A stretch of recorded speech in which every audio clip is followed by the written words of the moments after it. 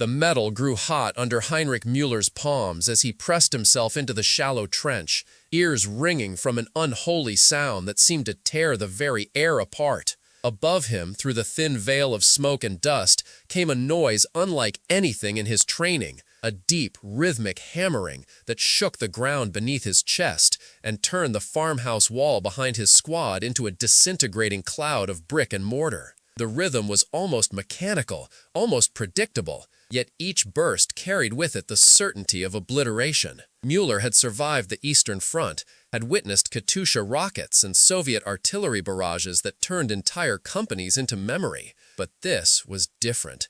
This was personal. This sound hunted men with surgical precision, and every German soldier who heard it knew, in the deepest part of their gut, that they were facing something that changed the rules of infantry combat forever. The weapon creating that sound weighed 84 pounds, fired 550 rounds per minute, and had earned a reputation so fearsome that German troops called it the Devil's Typewriter.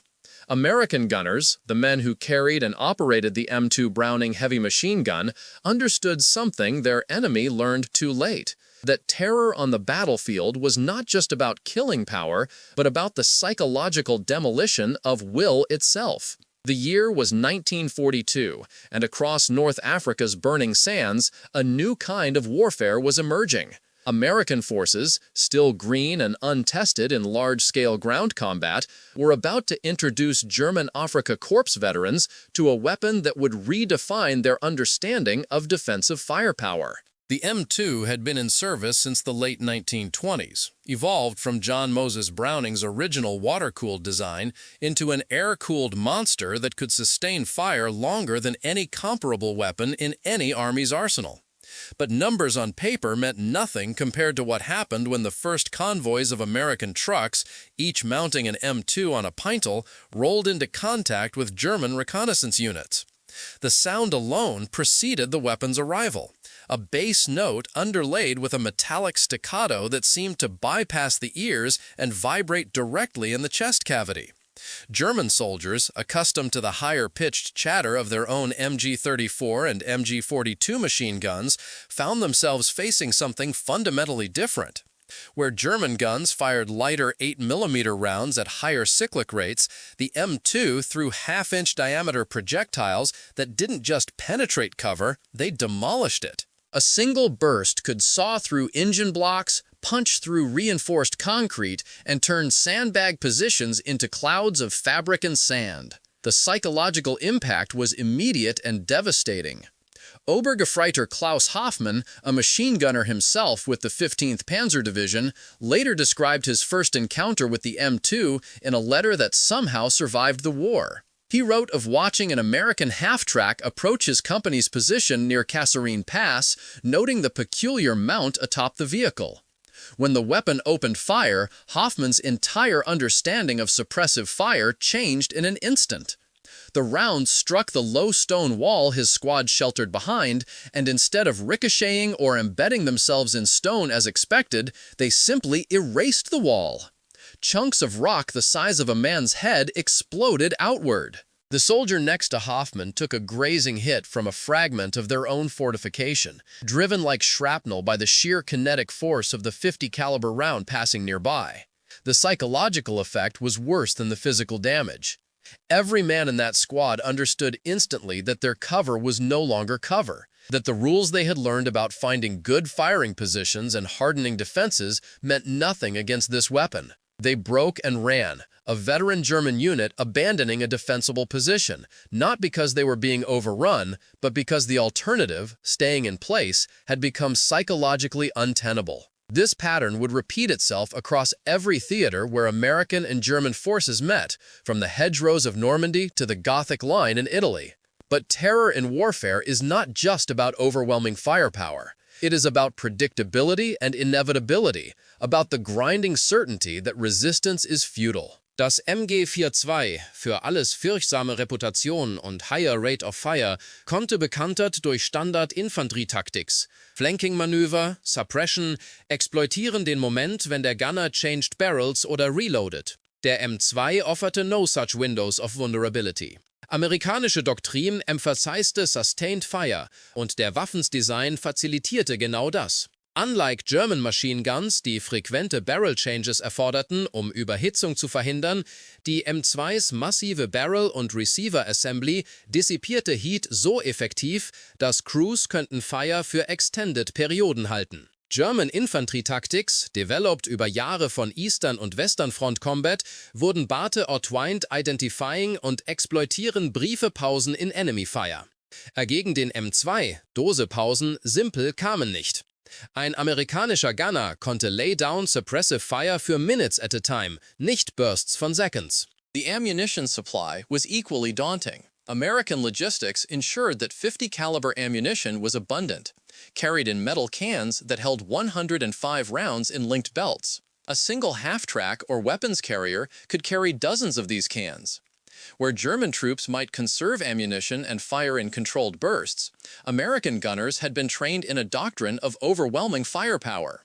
If there was a suspected enemy position, doctrine called for saturating it completely. This profligacy with ammunition, backed by American industrial capacity, meant that German soldiers could not wait out the storm. The storm would continue until they died, surrendered, or retreated. The weapon's mechanical reliability deepened this psychological impact. German troops had learned through hard experience on the Eastern Front that even the best weapons could malfunction, that winter cold or desert sand could jam mechanisms, that battle damage or wear could render a gun useless at critical moments. They built their tactics around these vulnerabilities, launching attacks when enemy guns misfired, or seizing opportunities when mechanical failures created gaps in the line. The M2 broke this calculus as well. American armorers and quartermasters reported that the weapon could fire tens of thousands of rounds between serious malfunctions. In the dust and heat of North Africa, where German weapons frequently jammed and Italian guns proved notoriously unreliable, the M2 just kept firing. In the frozen mud of the Ardennes, where even German cold weather equipment faltered, American gunners found that their 50s functioned with minimal maintenance. This reliability was not merely a technical achievement, it was a psychological weapon. German soldiers came to understand that the hammering sound would not stop due to chance mechanical failure, that no prayer to fortune would silence the gun, that only destruction of the weapon itself or death of the crew would end the fire. This realization, spreading through veteran German units from Africa to France to Germany itself, eroded the hope that sustained men under fire. When hope dies, terror fills the vacuum. Lieutenant Werner Krebs of the 2nd Panzer Division recorded his experiences during the Normandy campaign in a diary that Allied intelligence officers found after his capture. His unit had been tasked with a counterattack against American positions near Saint-Lô, a textbook assault by a veteran formation against what intelligence suggested was a lightly defended sector. The attack began at dawn, with German infantry advancing in dispersed formations behind a brief artillery barrage. Krebs wrote that the confidence of his men, survivors of years of combat across Europe, was palpable as they moved forward. Then, the M2s opened up from concealed positions among the hedgerows. Krebs described the sound as arriving before the visual identification of the guns, a deep, sustained roar that seemed to come from multiple directions simultaneously. His lead squads simply disintegrated. Men did not just fall, they were torn apart by rounds that carried enough energy to dismember human bodies. The soldier beside Krebs took a .50 caliber round through the torso and effectively ceased to exist as a recognizable person. The hedgerow they had counted on for cover provided none.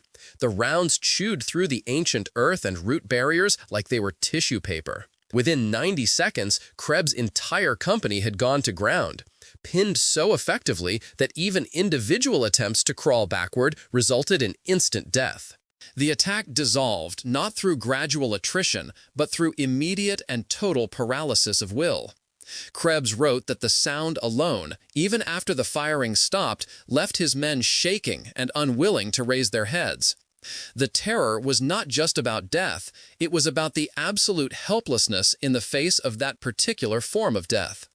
American gunners understood this effect viscerally, even if they could not always articulate it. Staff Sergeant Raymond Jacobs, who served with the 1st Infantry Division from North Africa through to Germany, later described the weapon as a conversation ender. His crew had named their particular M2 the Reaper, and Jacobs explained that the psychological impact was visible and immediate every time they opened fire. Enemy soldiers who were advancing would simply stop, as if they had hit an invisible wall. Veteran German troops who had weathered Soviet artillery and British armor suddenly became as vulnerable psychologically as green recruits. Jacobs recalled one engagement near Aachen where a German infantry company attempted to overrun his position in a night attack. His crew fired illumination flares and then opened up with the M2, sweeping the approaching line. The attack did not slowly peter out or fall back in good order. It evaporated. Men who moments before had been moving with discipline and purpose suddenly scattered like panicked animals. The cohesion of the unit shattered by 90 seconds of sustained fire. Jacobs noted that when his unit advanced the next morning, they found German wounded who had not even attempted to crawl away from the killing zone. So complete was their psychological collapse. The weapon had not just stopped an attack, it had broken the will of men who had fought across half of Europe.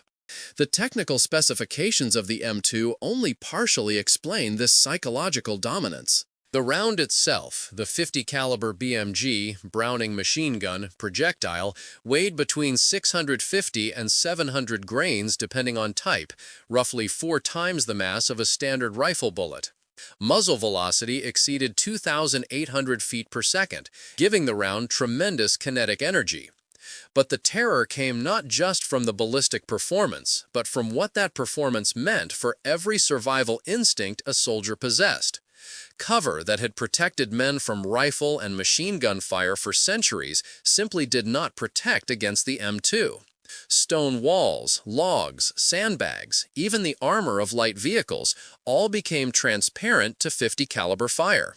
German troops learned that the only true protection was massive reinforced concrete or significant depths of earth, and even then, sustained fire could eventually breach these defenses. The psychological consequence was profound. Soldiers under M2 fire understood that they were not temporarily pinned waiting for fire to shift or cease, but rather that they were trapped in what would certainly become their graves unless they retreated immediately. This knowledge, that staying meant certain death, not probable casualty, induced a panic that no amount of training or discipline could fully overcome.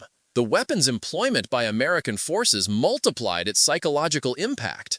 Unlike German heavy machine guns, which were primarily deployed at the company or battalion level, American forces distributed M2s throughout their formations. They mounted them on jeeps, half-tracks, trucks, tanks, landing craft, even aircraft. A German soldier advancing against an American position might face a single MG-42 position that, while dangerous, could be identified, fixed, and potentially bypassed or destroyed. That same soldier advancing against Americans faced multiple M2s firing from different angles, heights, and ranges simultaneously.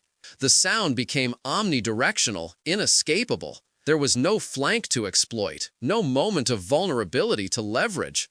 The psychological impact of this saturation was cumulative. Each engagement with American forces reinforced the lesson that advance meant death, that American positions were fortresses of interlocking fire that could not be breached through traditional infantry tactics.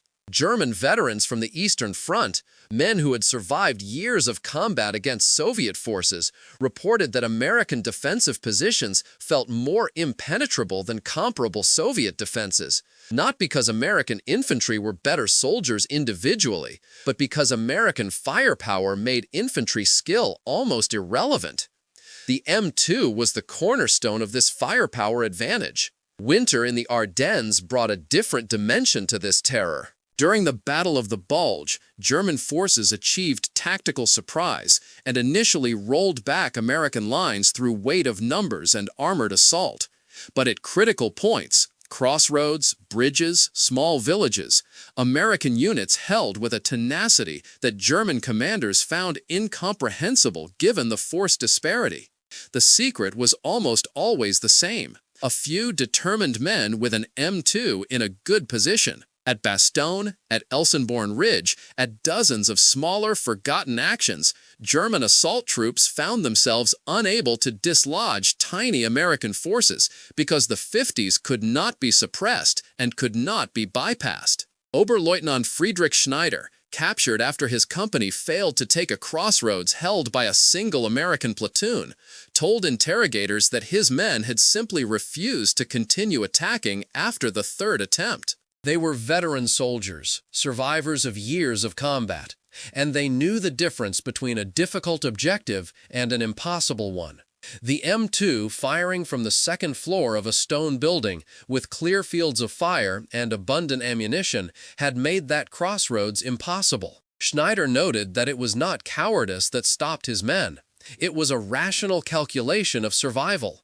No tactical objective was worth the certainty of death that assaulting that position entailed. This pattern repeated across the Bulge.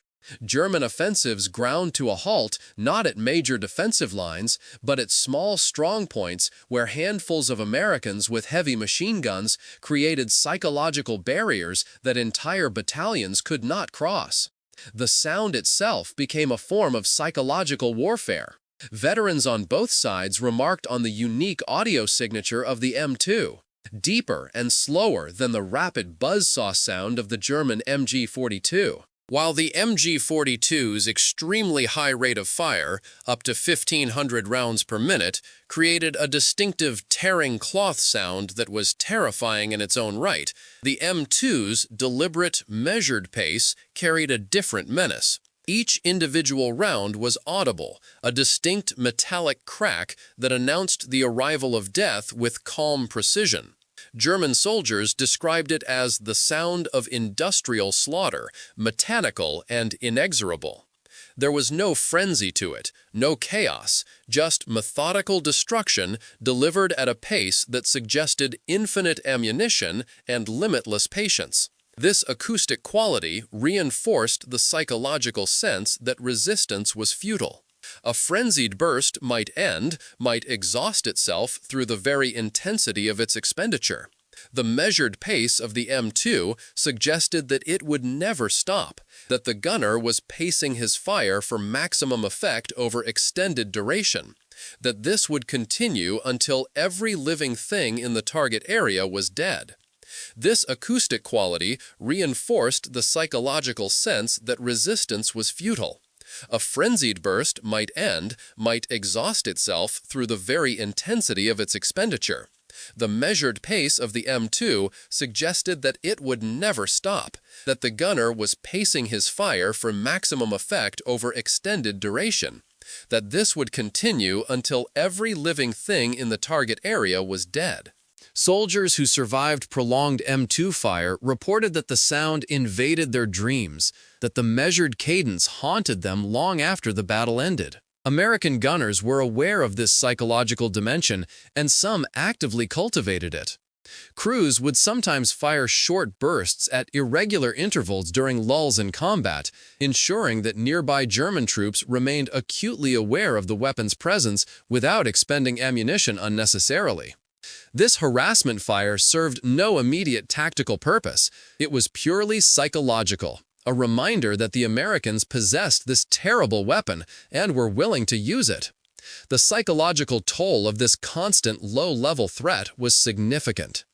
German troops in static positions opposite American lines reported chronic sleep deprivation and constant stress, knowing that at any moment, with no warning, the 50s could open up. The weapon's range, effective beyond 1,800 meters, meant that areas German soldiers thought were safe, well behind their front lines, could suddenly come under fire. There was no rear area, no place of complete security. The knowledge that death could reach out from such distances, delivered with such power and accuracy, created a pervasive anxiety that ground down unit cohesion and morale over time. The weapon's effectiveness against vehicles added another layer to German fear. Light armor, armored cars, half-tracks, even some light tanks that provided protection against small arms fire became death traps when M2s were present. Armor-piercing 50 caliber rounds could penetrate the side armor of many German vehicles at combat ranges, and even when they did not fully penetrate, the kinetic energy of the impact could spall metal from the interior surface, creating deadly fragments inside the crew compartment. Armored reconnaissance units, traditionally used to operating with relative impunity against infantry, found themselves catastrophically vulnerable to American forces. A single M2 position could deny entire sectors to German mechanized forces, forcing them into predictable routes that American anti-tank weapons could then cover. This channeling effect multiplied American defensive power far beyond the number of guns actually deployed. German tactical planning became constrained by the need to identify and suppress M2 positions before any advance could proceed. But the weapon's long range and the abundance of American ammunition meant that suppression was extraordinarily difficult to achieve. Artillery might force crews to take cover temporarily, but the guns themselves were robust enough to survive near misses. And American doctrine emphasized rapid remanning of weapons after artillery ceased. The net effect was that German forces faced a defensive obstacle that could not be reliably neutralized through fire support alone, requiring instead the commitment of scarce armored assets or prohibitively expensive infantry assaults that consumed manpower Germany could no longer afford. The Pacific Theater added yet another dimension to the M2's reputation. Japanese forces, built around light infantry tactics and infiltration, found the weapon even more devastating than European enemies did. Japanese bunkers, constructed from logs and earth, provided excellent protection against rifle and light machine gun fire. Against 50 caliber fire, they simply exploded. The M2 could engage cave positions from ranges where Japanese defenders could not effectively return fire, and the ability to sustain fire meant that American gunners could methodically destroy fortifications that would have required extensive artillery preparation to reduce otherwise. Japanese soldiers who survived American assaults invariably mentioned the terror of the heavy machine guns, weapons that negated their carefully prepared positions and made their traditional infantry tactics suicidal. The night infiltration attacks that Japanese favored, exploiting darkness to close with American positions where superior American firepower would be negated, failed catastrophically against positions with M2s.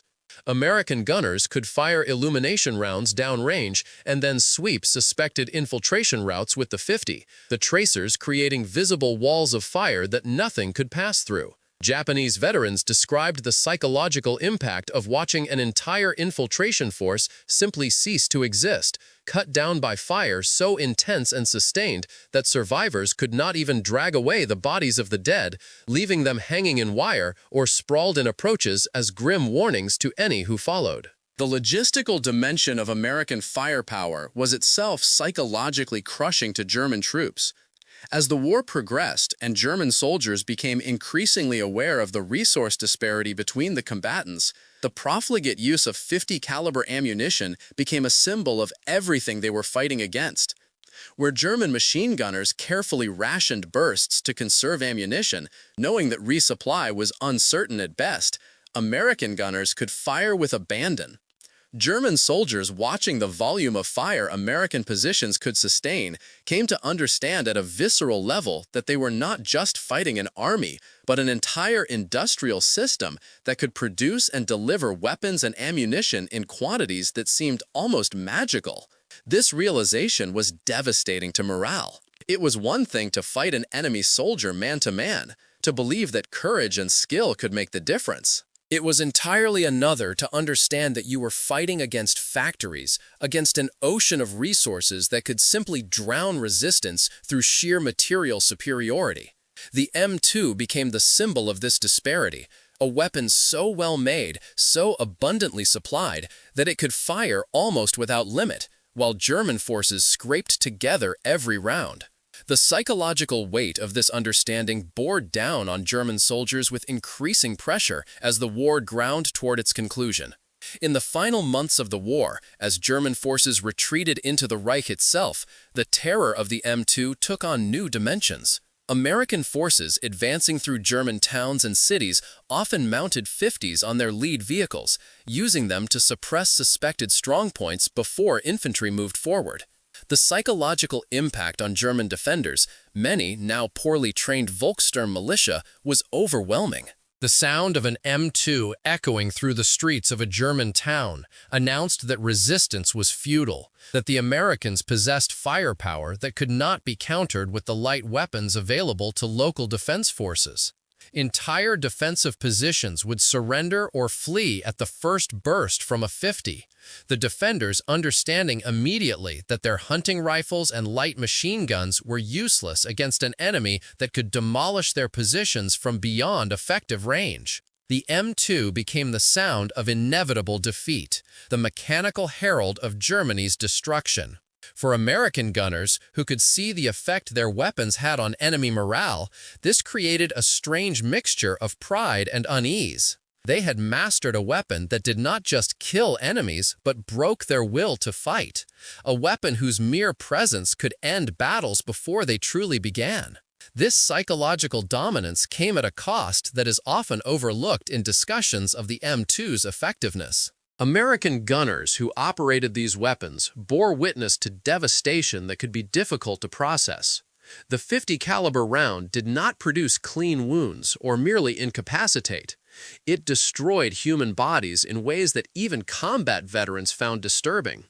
Gunners reported nightmares, intrusive memories of what their fire had done to enemy soldiers, who were, ultimately, just other young men caught in the machinery of war. The weapon's very effectiveness created a psychological burden for those who wielded it, a burden that manifested differently than the fear and terror it produced in enemies, but a burden nonetheless. Some crew members spoke of the gun becoming almost an autonomous thing during intense combat, something that existed beyond their control, a mechanical force of destruction that they fed and serviced but did not truly command. This dissociation, while helping them function under the stress of combat, left psychological scars that many carried for the rest of their lives.